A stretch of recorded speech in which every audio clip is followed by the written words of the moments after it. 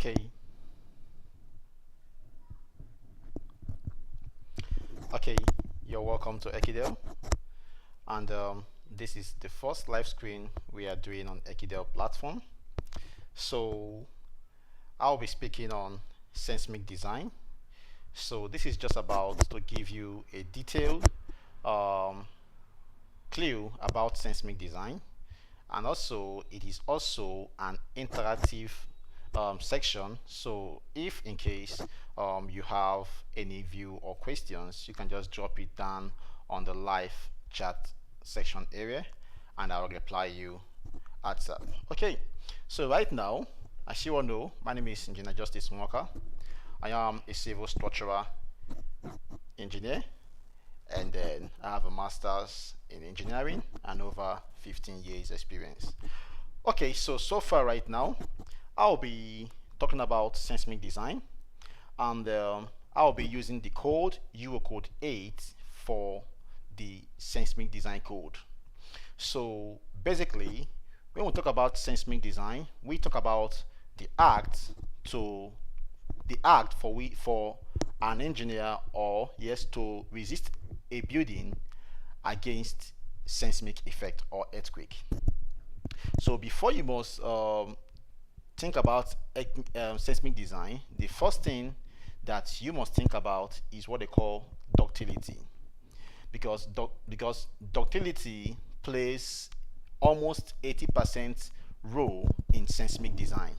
So ductility, which simply means, I would say, in my own point of view, I would say, or in my own explanation, I would say that ductility is the capacity of a structure to enter into elastic range without any collapse. That is in form of earthquake. When there's an earthquake, then the structure should enter into elastic range without a collapse. So you can't talk about seismic design or earthquake design without you dealing with ductility. Okay, then also knowing what is all about ductility, which is the capacity of a structure to enter into elastic range without any form of collapse. Sorry, I think my stream is having issue. Let me see. YouTube is not receiving enough video to maintain streaming as such. Okay, so let me just know on the comment section if the streaming is okay, but if it's not okay, let me still know. Okay, so right now, since I've already explained to you guys what is ductility, then there are three types of ductility, but we have just two major ones. We have ductility class high, we have ductility class medium, and we have ductility class low. But we deal with majorly with just two, which is ductility class high and ductility class low. Now the reason why I say we deal with two major ductility classes, which is the class high and the class low, in most of the times you can just refer them to as DCH and DCM. Now ductility class high or ductility class low, knowing that earthquake in terms of magnitude is being divided into three major parts, which is one, minor, moderate, and major. So when an earthquake happens, you will either have to refer the earthquake either as a minor earthquake or a major earthquake or a moderate earthquake. Now knowing this, now ductility class high takes care of major earthquake and most times moderate earthquake. Then ductility class medium takes care of moderate and also minor, while ductility class low takes care of only the minor. And most of the times we don't use ductility class low because that is for a minor vibration of the soil. Okay, now knowing that Eurocode 8 is being divided into 6 parts. When we talk about Eurocode 8, we talk about 6 parts of Eurocode 8. And that 6 parts of Eurocode 8 is what I am going to talk about right now. But we are going to use just 2 parts because this lecture on this seismic design is focused on reinforced concrete building. That is where it is being focused on and not on any other parts. Okay, so right now Eurocode 8 is being subdivided into 6 major parts, and the first part is Eurocode 8 part 1, Eurocode 8 part 2, Eurocode 8 part 3, 4, 5, and 6. Now, when it comes to reinforced concrete building, we deal with Eurocode 8 part 1 and Eurocode 8 part 3 and Eurocode 8 part 5. Now, Eurocode 8 part 1 carries all the general rules and seismic actions and rules for buildings, while Eurocode 2 is for bridges. Eurocode 3 is for assessment of buildings.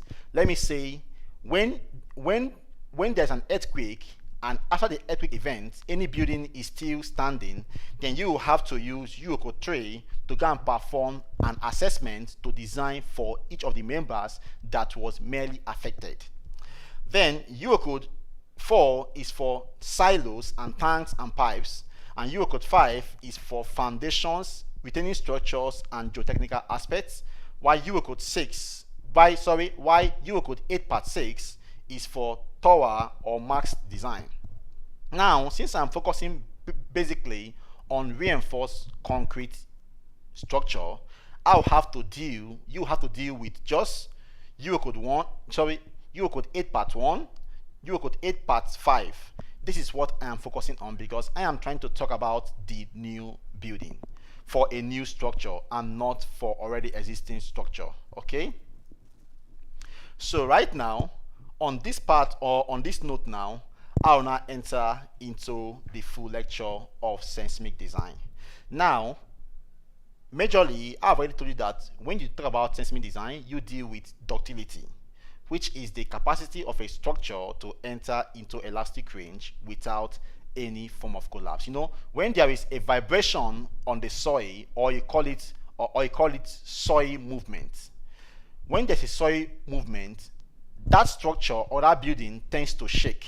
Now, that shake right now, that movement from the earthquake is trying to put the structure into elastic motion, and those members will have to be in elastic mode because they will tend to move from their original position or from their original shape. Now, once they move from that original shape now, that means that the structure has entered into elastic range. So the ability of a structure to enter into that elastic range without a collapse is what is called ductility.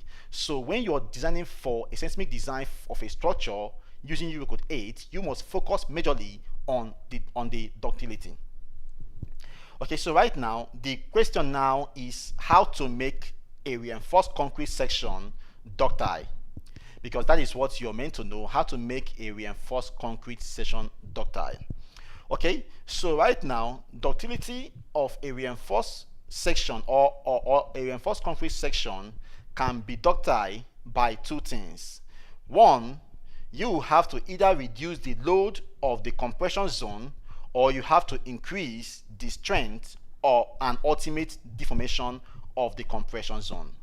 So you now have two things to make a reinforced concrete section ductile, which is either for you to reduce the load of the compression zone or to increase the strength and ultimate deformation of the compression zone. Now, the very first one, which is to reduce the load of the compression zone, is not, for me, I would say that you should not consider it, because if you have up to, let me say, a 5-story building or a 10-story building, and you have a dead load for your slab and also a life load for that slab, and let me say if that building is for a hotel building or for a hotel building, knowing that the life load for a hotel is around 3.0 thereabout, and then you will not say that because you are not designing against earthquake, you will now have to go and reduce the load of the life load, which is majorly for a hotel building,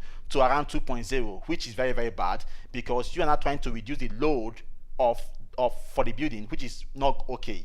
So I would say that the only option for you to choose when you want to increase the ductility of a reinforced concrete section is for you to choose the second option, which is to increase the strength and ultimate deformation of the compression zone, which I'm going to talk about now in full details. Now, since we're now left with just one, which is to increase the strength and ultimate deformation of the compression zone, now that takes us now, what are we going to increase? When it comes to seismic design, we focus majorly on the ductile members. And when I mean ductile members, we know that in a structure we have columns. We can have a column, we can have a beam, and we can have a shear wall. Now, column is a major ductile member when it comes to seismic design. So whenever you are designing a seismic design, focus more on your column, which is the ductile member. And also, you also have to also put into consideration the non-ductile member, which is the beam and also the shear wall. Now, these things you must put into consideration. So on this node now, which is the second one, which is to increase the ductile of a reinforced concrete section, which I say to increase the strength and ultimate deformation, you will either, if you're using this one, you have to go and increase the size of your column and also the size of your non-ductile elements. Okay, now, but I will say something that you should note this. Note that yielding of the longitudinal reinforcement is the only reliable source for energy dissipation when it comes to reinforced concrete design. In seismic structure, like in seismic design, you must have to make sure that there is a yielding in the longitudinal reinforcement, and also this is the only reliable source for energy dissipation, because for a seismic design you must maintain energy dissipation. And well, I'll have to explain this more later, because I know that maybe you are confused about this place where I said yielding of the longitudinal reinforcement is the only reliable source for energy dissipation. Okay, so right now I will not talk about those two parts which I said about the ductility of a reinforced concrete section. If you're choosing the first one, which I say that you should not use, which is to reduce the loading of the compression zone, then you must put these things into consideration. And these three things is: one, limiting the axial force in the section; and two, using the compression reinforcement; and three, limiting the ratio of the tension zone. So these three, I'll say you should not use it because it is not good. But the only one you can use is to increase the capacity of the compression zone, which I will talk more in detail. And by you using that, you have to choose rightly the section that will be favorable for the compression zone, which is likely to increase the section or the size of the column or the size of the beam or the size of the shear wall that will be able to carry the load of the structure. When it comes to design of a building without seismic effects, you talk about only static loads. Static loads is comprised of your life load, dead load, wind load, and all that. But when it comes to seismic design, we talk about two types of load, which is static load and seismic load. Okay, so right now, the next thing again, for you to increase the capacity of your ductile element in the reinforced concrete is to use a high class grade of concrete. Now, using a high class grade of concrete is also very, very important when it comes to seismic design, because you have to choose a very good grade of concrete, knowing that a good grade of concrete gives you a good strength of your concrete. Okay, then also, and you know that we have different classes of concrete. We have class 20, we have class 25, we have class 30 and all that and above. And then the last one right now is using a strong confinement. Now, what does it mean by saying confinement? Confinement in terms of seismic design is very, very important, because if you don't use a good confinement, that ductile element or ductile member can be okay, but it will fail on the confinement zone. And just to break it down, what you mean by confinement, I'll just use a typical example of you having a column and on your foundation you have a ground beam. Now when it comes to seismic design, that ground beam right now is acting as a confinement to the column at that bottom area or that bottom region. So that's what they call about confinement. So you must take into consideration about your confinement. So with this right now, I will now give factors that contribute to a good confinement, or factors that contribute to confinement. Now the factors that contribute to confinement in seismic design is one, the link and the bar spacing. So you must take into consideration to use appropriate links and bar spacing. And then you also put into consideration the link and bar diameter. So if you use a lesser diameter, then you have issues whenever there is a seismic effect or earthquake on the region where the building is being sited. So you must consider using an adequate link and bar diameter. Then consider also the link and bar steel strength, which is the grade of steel. You must consider that also. And then you must also consider the shape of your links. So the shape of your link also should be put into consideration, because as you know, we have different shapes. We have a diamond shape, we have rectangular shape, we have a square shape. So depending on the one you're using, you have to consider also the shape of your link, which I will tell you more when during the design process, which we are going to use the software Protastructure as our design software for the design of seismic design to Eurocode 8 or for a structure. Then also you also have to consider the arrangement of the vertical bars. When it comes to the factors contributing to a good confinement, you also carry in mind about the arrangement of the vertical bars. And then the last one, which we don't normally use, is the mechanical volumetric of the hoops. So that one is not majorly considered, but the first five which I just mentioned, which is the link and bar spacing, link and bar diameter, and I also said about the link and bar steel strength here, and then I said about the shape of the link, and then also the arrangement of the vertical bars. That is what you are meant to put into consideration when it comes to the confinement design, or the factors contributing to a good confinement. Then also right now, I will also now talk about the goals of a capacity design. Now when we talk about capacity design, we talk about the ability to design firmly the ductile elements and non-ductile elements. Now capacity design is very, very important when it comes to seismic design. Maybe in a building that has no seismic effect, you can choose to overlook that a bit to some certain extent. But when it comes to building that is to be used, that is going to withstand seismic effects, you must put into consideration the capacity design.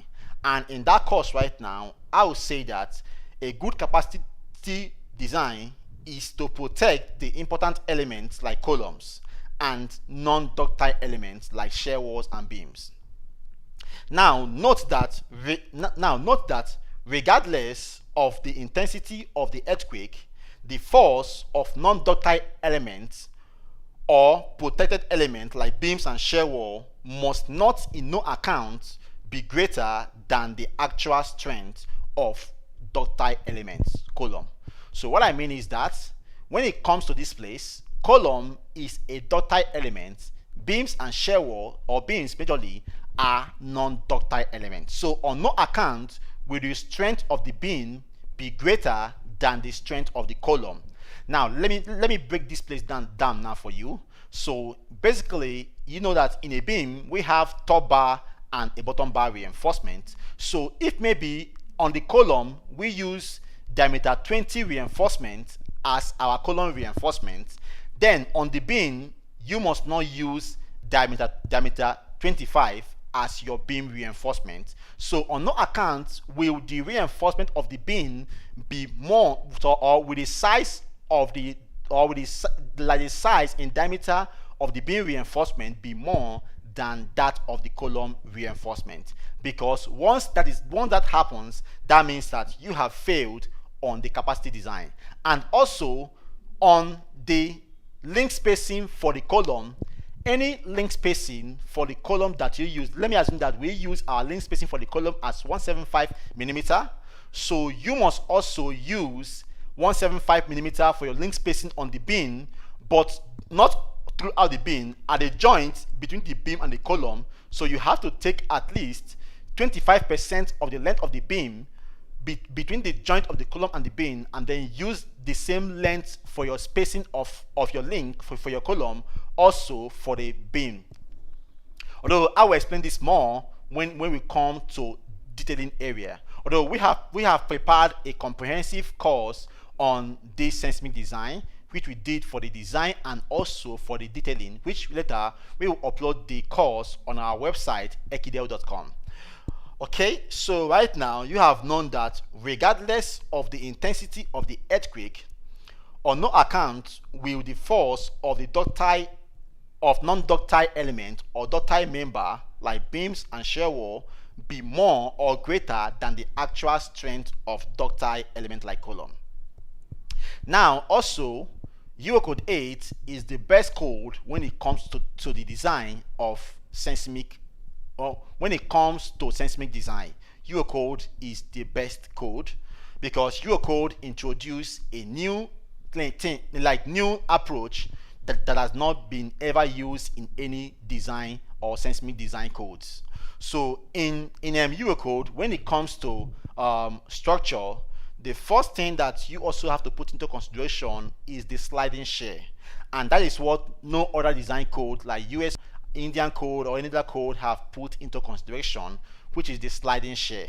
Now, sliding shear, Eurocode brought this into consideration, and sliding shear, Eurocode demands that to take care of sliding effect or shear failure, you must have to introduce what they call bidiagonal reinforcement. Now, bidiagonal reinforcement is majorly used for a ductility class high structures, which is DCH structures. So bidiagonal reinforcement is like a diagonal reinforcement you have to put in beams, because bidiagonal reinforcement is majorly found in beams and squat walls, and most times coupling beams in the walls. So you have to put a bidiagonal reinforcement on your beams. I hope this live stream is transmitting very well, because I'm seeing that I think this stream will end shortly unless you start this. Okay, I think I set a time duration for this, so although I'm almost done. So when it comes to sliding shear, you have to also put this into consideration, and which is to use a bidiagonal reinforcement to be able to resist shear failure or sliding failure. Now, bidiagonal reinforcement is very useful for shear resistance, and since normal, because it's very useful because normal steel ropes or links is very useless when it comes to earthquake design. Okay, so I think I have said some brief, because this is just a brief explanation about seismic design to Eurocode 8. I will explain more when it comes to the design, which I will be performing next week, which I will show you live and then explain in detail, because without design, then you won't be able to appreciate this seismic design to this code very well. So I'll be doing that design live using a structure of 5-story building to do the design in practical. Okay, so let me know your questions so far if you have any question, and also let me get your view also. So right now I'll be going off and saying to all that have watched this, I say thank you so much for this, and then God bless you. Goodbye.